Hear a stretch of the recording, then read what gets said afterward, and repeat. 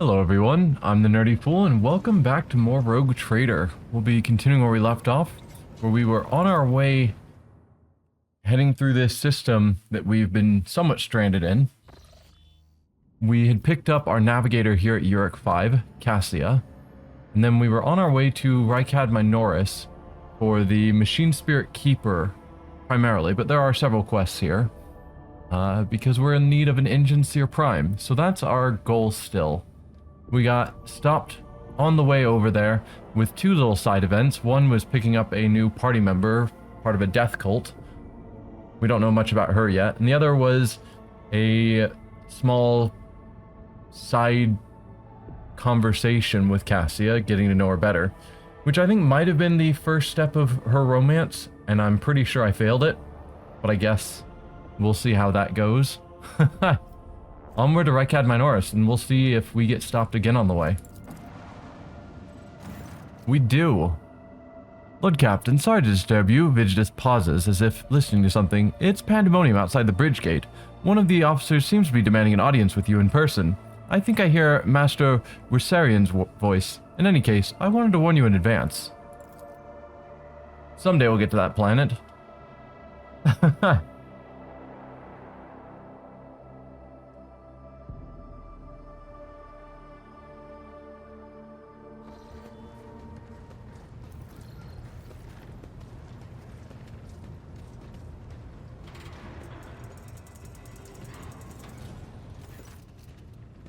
The everyday sounds of the bridge are disrupted by voices raised in anger. Abelard's voice is the loudest of all. This is not the conduct of an officer. These are the antics of a highborn brat out on a lark. Explain yourself, Lieutenant. Avril Vent. I don't think we know that character.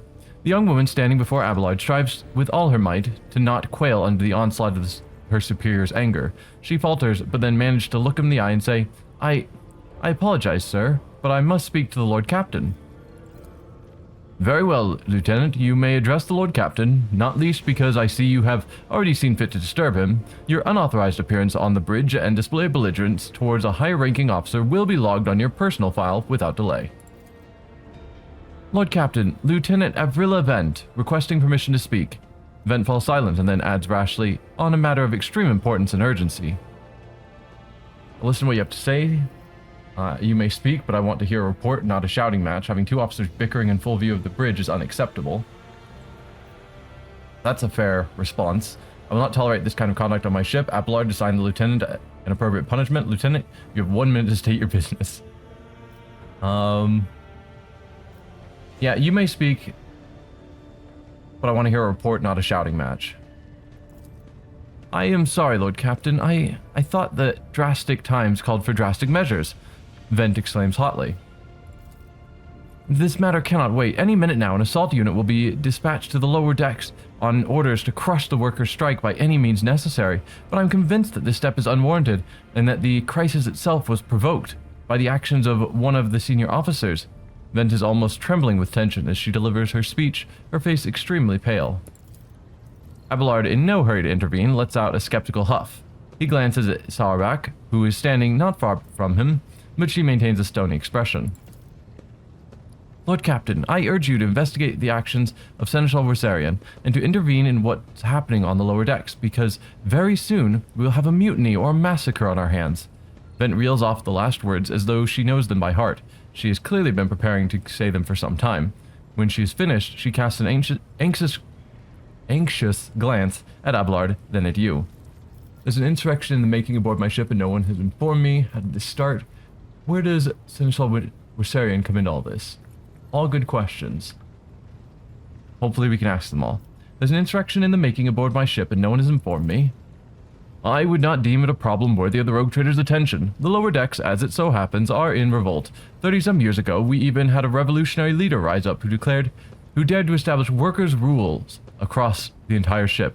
It took a month to restore order, but even 8 years later, we were still battling rumors that the hero had survived his execution. It was on the verge of gathering the people to fight against the tyranny once more. Abelard scoffs. Needless to say, the rumors were baseless. As for the current situation, we have sufficient enforcers to deal with it. But on this ship, The word of the Lord Captain carries more weight than a salvo of 100 bolters. I'm sure that if the rogue trader addresses the malcontents directly, he will quell the unrest. I dread to think what problem you will disturb the rogue trader with next. Perhaps you will ask the Lord Captain to break up brawls in the mess room. I've already given you the means to resolve this problem. You simply need to use them.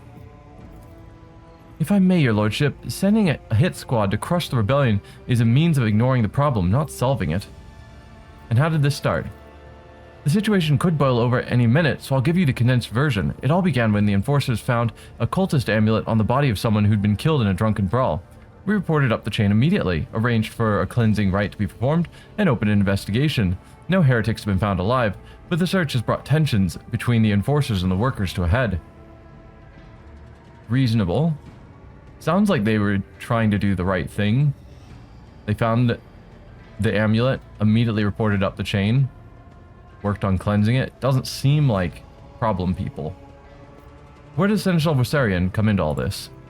I shall explain, Abelard intones grimly. I beg you to hurry, time is running out. I will not hurry, since my competence is under scrutiny. I shall speak for as long as I see fit. There is an established order to the way things are done on this ship, and one of the pillars of that system is that the rogue trader's attention is not distracted by trivial matters. It is the Seneschal's role to ensure that. I have always handled internal problems myself, so of course, when I received information about cultists hiding on the lower decks, I took the matter in hand. So long as I live, not one of the vermin who murdered Theodora von Valentius will find refuge on her ship. You were far too heavy-handed, Seneschal Viserion. Arrests, interrogations, mass punishments for the entire sector. It has driven the people to the brink, Vent says bitterly. Now there is a strike on the lower decks, in Depot 4 to be precise. 3 worker clans are involved, but many more are passively supporting them. The situation could degenerate into an all-out insurrection, but when I reported my concerns, the only response I received was an order to dispatch an assault unit and crush the strike with maximum force. Abelard, what do you have to say to all this? I see no need to add anything. I acted within the remit of my authority, guided exclusively by the best interest of your protectorate and your personal safety. If you wish to confirm the rectitude of my actions for yourself, I have no objections. For my part, I urge the Lord Captain to go down to the lower decks, stop the assault unit, and speak directly to the people. You will see that they are not lying or harboring heretics. That way you will stop the uprising before it begins. What is Depot 4? Depot 4 is one of the poorest sectors on the lower decks. It is home to clans of general laborers. They are not as valuable to the ship as the families who have served its specialized systems for generations. They are an easily replaceable resource, one which is now more besides giving succor to cultists and minions of the archenemy. Depot 4 is poor and troubled, but at worst that means drunken fights and illegal rotgut brewing. We have handled the workers of Depot 4 in the past. We would have done so again if the crackdown on Depot 4 hadn't been so harsh. And another important point to bear in mind, the problem is not limited to this sector. It is located on one of the most populated lower decks, and everything that happens there has a knock-on effect on all the neighboring sectors. Master-at-Arms, the ships and forces report to you, and yet you seem hesitant to provide your own perspective. It's true. What was her name? The Master-at-Arms. I've forgotten her name. But yes, that's a reasonable point. I've heard enough. I'm certain the Seneschal is acting within his authority. Matter is not worth the rogue trader's time. We'll get the Master-at-Arms' opinion first. Master-at-Arms, the ships and forces report to you, and yet you seem hesitant to provide your own perspective. Jocasta Sourback, that's what it was. Okay. Lord Captain, unlike Lieutenant Vent, I respect the chain of command, and I realize that it is not within my right to challenge my superiors. Sourback bows her head in Abelard's directions. However, a moment later, a serpentine smile appears on her lips. That being said, while I entirely share Master Viserion's opinion on what fate Depot 4 deserves, I must note that this insubordination is a direct consequence of practices that he himself has introduced. Mistress Sourback, I see that you have decided to follow the Lieutenant's example after all. Such behavior does you no credit.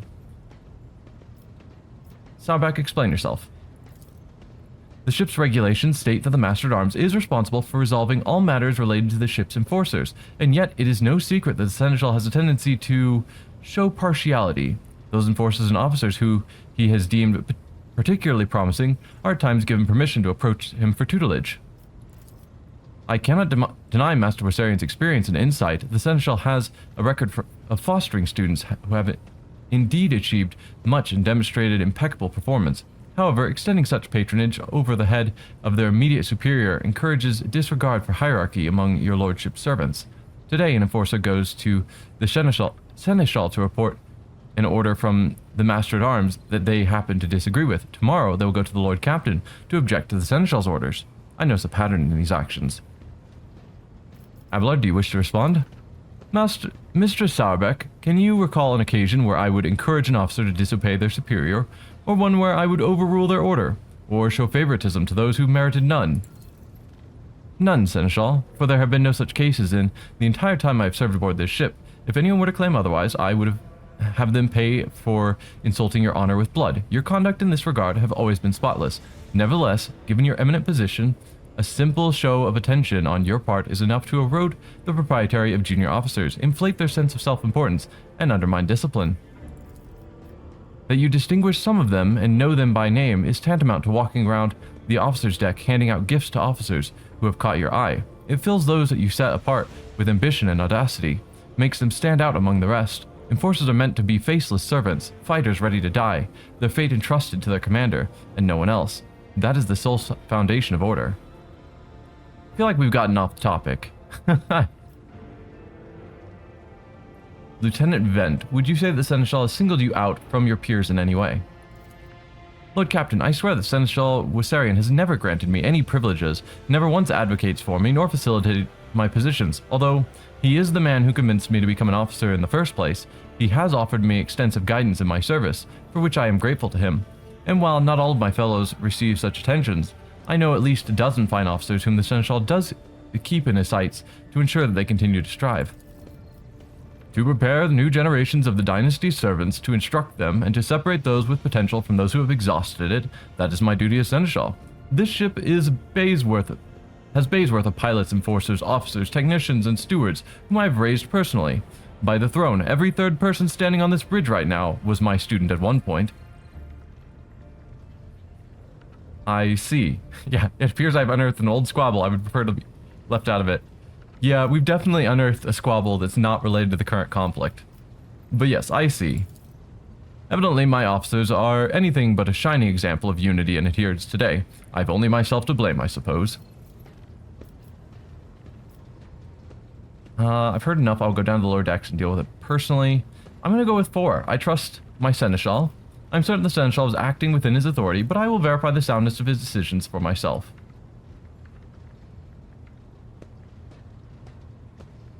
Yeah, like, I'm gonna investigate, which is one of the top 2. But I like this one where it's like, I think you were doing the right thing, but let's just check it out anyway. I've got the time. I was just sitting in a chair, you know? But I'm pretty sure Abelard's still gonna be annoyed, but this one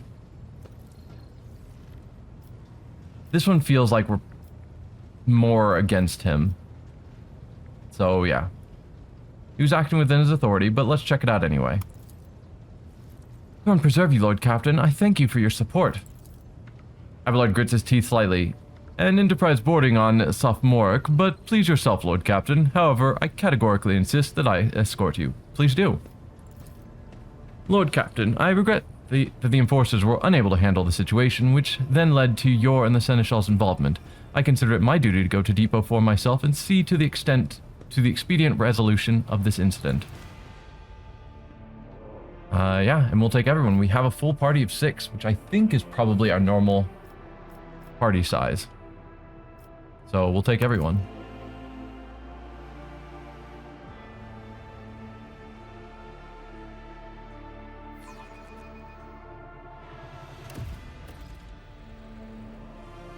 Go to the side of the conflict with the Seneschal. Okay. We have done so.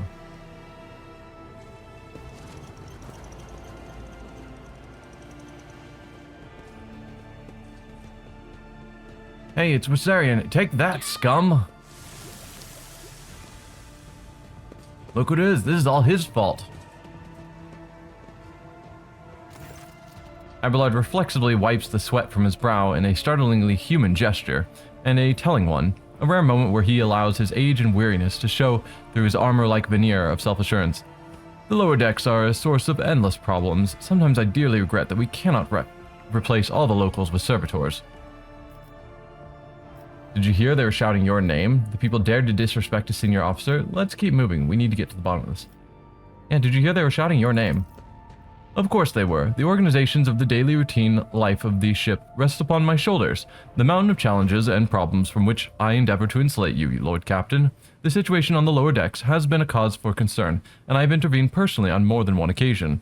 That must be why they remember me. They do not know your face. To them, you are akin to a creature of legend, one who has stood on the steps to the Golden Throne, no less, whereas I am a man whose name is attached to every order docking rations or lowering a bay's heating.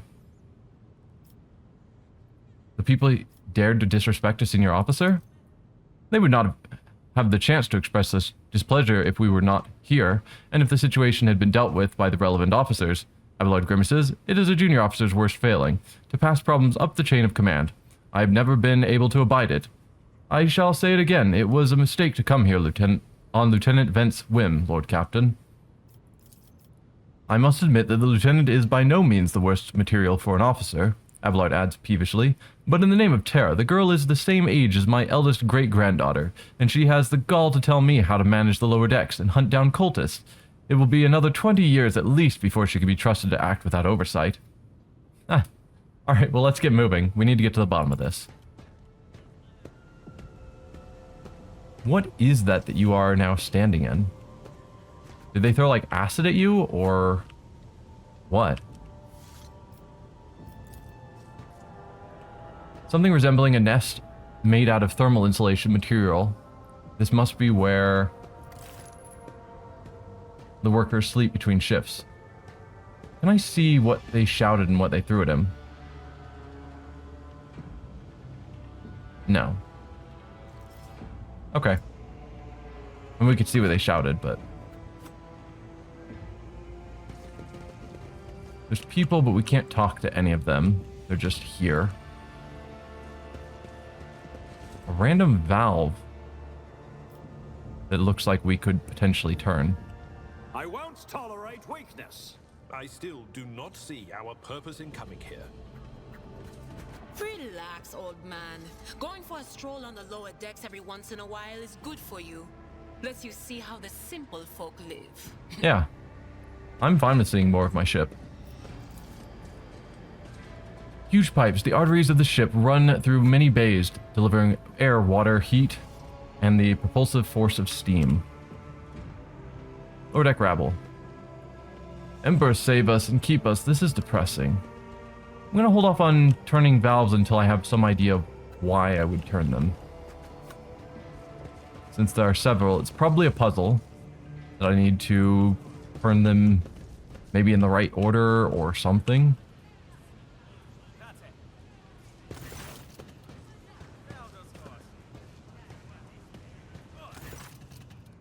Avril Event. The sounds of the heated discussion reverberate through the ship's bays. Lieutenant Avril Event of the ships and forces is barring the path of her superior master-at-arms, Jocasta Sarbak, who has arrived clad in armor. Judging by their expressions and tone, the standoff has dragged on for some time already, and has now reached a boiling point. Lieutenant Vent, my patience is wearing thin. I have given you an order, now get out of my way. I cannot comply with that order, ma'am. Vent looks shaken, but there is a fire in her eyes. This is my deck and my sector. So long as this area remains under the Lord Captain's special oversight, no action can be taken without my express permission. There are only 3 people who are authorized to make me stand down. The first officer, the rogue trader, and the Emperor himself. So not all of my lessons fall on deaf ears, Abelard mutters in crabby approval. He does not clarify whether he means Vent, Sourback looming over her, or both. Your lordship. Noticing you, the 2 officers snap to attention and salute, their subordinates following suit a moment later. What's the situation? Your lordship, my people have locked down the bay where the strikers are, including their leaders. We have the situation under control as far as resources allow.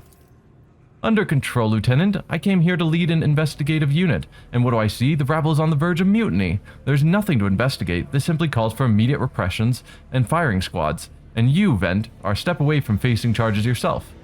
I mean, I'm at this point where I know we are severely lacking in personnel because of everything that went down with the Master of Whispers at the start of the game.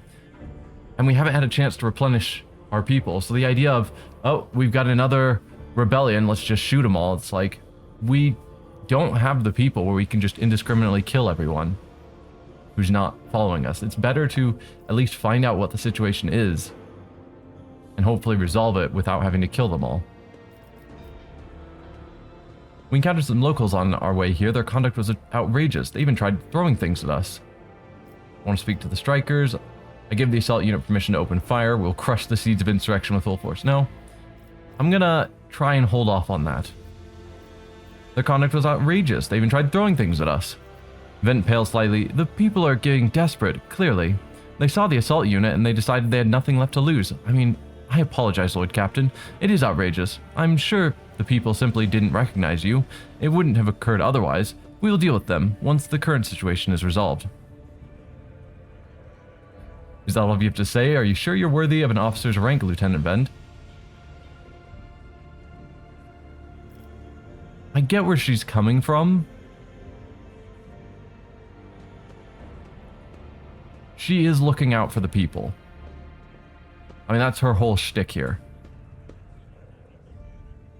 So, I'm going to at least ask. Is that all you have to say? Are you sure you're worthy of an officer's rank, Lieutenant? Vent pales slightly, but straightens up and clips out. Forgive me, Lord Captain. I will take steps to ensure that such thing does not happen again. Well, I want to speak to the strikers. Ablar's mouth twists, but he restrains himself and says nothing. He's just like, the rogue trader should not be down here talking to strikers. Come on, man. Right you are, Lord Captain. Allow me to wish you good luck. Hope gleams in the Lieutenant Vent's eyes. Alright. Before we go in there... Follow my lead.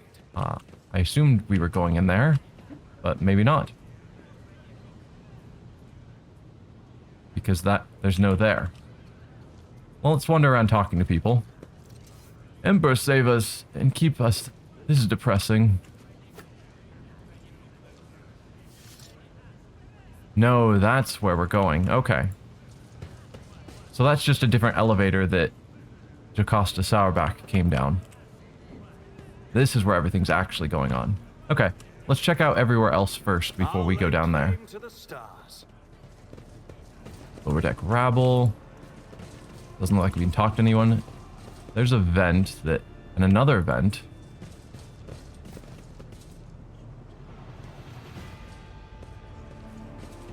Another valve. Door over here we can open. Another valve. We should deal with this. A container can be seen beyond the massive bars. Perhaps examining the pipe will allow you to reach it. Container can be seen beyond the massive bars. Yeah.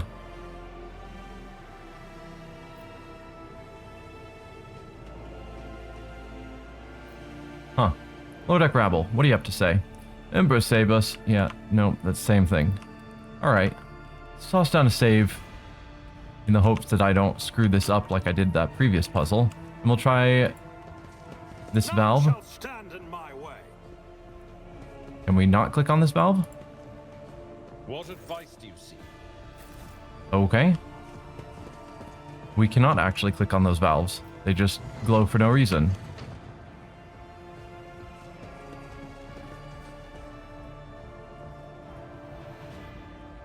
Wow, nobles from the upper decks down here to see us? What is that you have going on? How do I see... I think there's a way to highlight individuals so I can see what effects they have. There we go. Frenzy. Which is what? Doesn't say. This creature receives a bonus MP and additional attack return. Well, hopefully we don't get into a fight. Trying to avoid it. Whole bunch of valves we can't use.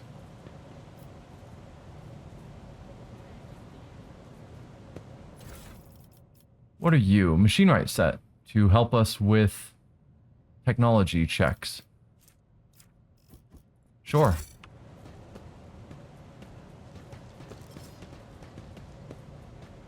I'd love to see how they live on the upper decks, even just one. The inside the box, a string of scratched letters runs along the edge. Different first names, but the same surname. It looks like this box has been passed down in the family from generation to generation. We can't open that door. It's so weird to me that the valves are clearly interactable, but I can't interact with them. Okay. Well, I think that's everything up here I could check out before we go into that room.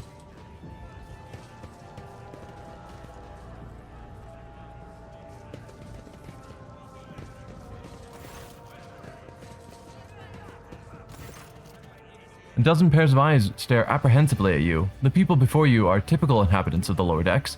You take in their simple clothing, crude weapons, and faces that display varying levels of mutation, from the barely discernible to the strange to the outright grotesque.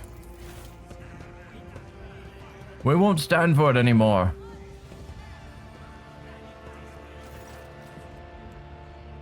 Rivet. A whisper passes through the crowd, and you detect a mixture of fear, astonishment, and joy in their reactions. Finally, 3 people break away from the crowd, an elderly woman and 2 men. These must be the leaders. They bow clumsily before you. Lord Captain, you've come down to us. Tell me what is troubling you. Why are you striking? We were attacked on the way here. How do you explain that? We'll start with asking about their troubles. Why are you striking? Striking? That's news to us, your lordship, says the tall, thin man in worker's garb. All we're doing is asking questions, saying what we think. Old Nan. Shut up, Rivet, snaps the old woman, who turns her hostile dark eyes on you. Here's the deal, your lordship. Your damned enforcers are all over us down here. They say they're looking for cultists. One wrong word and they're reaching for their batons. If they want to punish someone, they turn off the heating to whole bays for a week at a time, so we get sick and freeze. In my clan, 2 little ones died from inflammation in the lungs, all because of those enforcers. The old woman spits on the floor and rubs at the spittle with the toe of her worn-out shoe. Argenta does not interrupt the workers. You see the sadness well in her eyes when the children's deaths are mentioned. She quietly whispers a requiem prayer and makes a sign over herself. It's all true. Vent is the only enforcer officer who stood up for us. It's clear as day who had a mother from the lower decks and who grew up midship and has no fellow feeling towards us. The grim man with scarred face throws up his arms. Your lordship, we're no villains here. We're honest workers, your servants. We've plotted no disorder. We went on strike openly, and now we've got guns pointed at us. All we're doing is asking to be allowed to work in peace and not without being harassed. The persecution started apropos of nothing, you say? I was told that one of you was found in possession of a cultist amulet, and that there are heretics hiding here. A cultist amulet? What's that? The gewgaw that they found on the dead drunkard? If it had something evil or forbidden, we sure didn't know. The enforcers just said they were looking for heretics among us, and anyone obstructing their investigation would be punished. But how could there be heretics here? We know our own people. There have been no new faces around here. Definitely not. And if there were, we'd be the first to report them. And as for this amulet, or whatever it is, they took it off a dead body. There are no cultists still breathing in our sector, that's for sure. But when that fight broke out, some enterprising folks looted the bodies. The boots they came back with, nobody ever tread these decks in boots so fine. I can tell you that. Seems to me these cultists have better commanders than us. Oh yeah, the boots really were fine, and there was no harm in taking them, right? As for the amulet, it must have been pocketed by someone who didn't know any better. We don't need any amulets around here. We all worship the Emperor. And when we're working, we bow down before the machine spirits of the large and small transformers and the servo motor, the same way my grandfather taught us 100 years ago by a tech priest who came calling. Believe me, your lordship, we are people of faith. Naive children. Weren't you taught from an early age about the dangers of the archenemy's creations? Weren't you warned that any unfamiliar object could be one of them? We were told, Holy Sister, but it was long ago. The last time we saw a confessor in our sector, it was just after I'd had my 3rd little one. That is regrettable, but you cannot lay the burden of leading a righteous life on the shoulders of the Holy Fathers. Who will you blame when beasts crawl out of those amulets you stole from the heretics? The Holy Father who is not there? Or the scavenger who brought evil down on himself and his neighbors? Abelard, do you have anything to add? I authorize the use of all necessary measures to locate Chaos worshippers hiding in this sector. The specific steps taken by those officers were not reported to me. Abelard frowns, clearly disgruntled at having to explain himself in the workers' presence. Nevertheless, I am certain that their actions were justified. Cultists are no drunken stevedores. They are the enemy, and a threat to the ship. Neutralizing them demands decisive action. It's true. Like, any cult that starts up, even small, just a couple of people, will grow and can turn to really bad things when you're sailing through the warp. So you've got to be decisive taking care of them. Sarback, was it really necessary to torture these people with the cold? The rabble understand only one language, Lord Captain, that of violence. As per regulations, should the laborers persist in their unwillingness to cooperate, the next step is limiting air supply and cutting off water, which is almost certain to restore order. The peasants can grumble all they want, but in the end, they are the source of their own misery. All they have to do is bow their heads and fall in line, and the need for punitive measures will disappear. Alright, well, we were attacked on the way here. How do you explain that? Here's an explanation for you. The people have been pushed to their limit, and now they're lashing out, as if we don't know why these top deck units are being sent down here. Like that one there that the lieutenant won't let past. Our clans are all inside the bay that's been sealed off, but the lower decks are big. I'm sure there are some people who've had just about enough. We're getting it from all sides. The soldiers have encircled the ones who've risen up. The death squad has just arrived. It's no wonder folks are lashing out. The words seem sincere to you. Their body language and the glances traded between them reveal that the news of the attack has shocked them. Alright, and what changes do you want? Would you look at this? The exalted Lord Captain himself is asking us bilge rats what we want. Well, here's what. We want you to rein in your damned enforcers, to quit turning off the heat, and to stop battering everything that moves. No, that's not it. We want the enforcers gone from here, and we want to be armed. Give us arms, and we'll govern ourselves. We'll defend ourselves if these cultists do show their faces. I've been leader of my clan for 20 years. Now, getting rid of these club-wielding thugs can only improve things around here. Well, that's not happening. You've gone too far, old man. They'll never let the maggots of the lower decks live without the enforcers breathing down their necks. They probably even insist on enforcers on the upper decks too. As for weapons, what do we need them for? Before the first day is out, we'll have someone shooting their neighbor out of stupidity or drunkenness. We don't need that. If the enforcers stop hassling us, that'll be enough. In return, we'll find the scavengers who robbed the cultist bodies and we'll talk to them, one lower decker to another. If there are any more of those damned amulets about, we'll hand them over to the enforcers ourselves. You speak for yourself and your clan, and I'll speak for me and mine. I don't want empty gestures, I want real change. They'll promise us the world now, but as soon as the Anointed One turns us back, those brutes will be on us even harder than before, all because we dared to speak out. The tall worker's eyes dart between the two arguing leaders. Every few seconds, he opens his mouth as if planning to agree, but each time he falls silent, simply making a few vague noises of approval.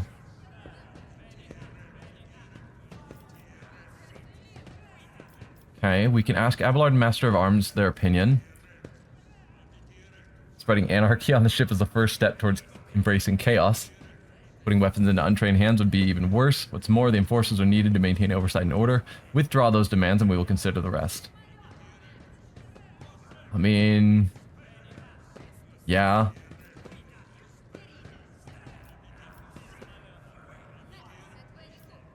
Thoughts, Abelard?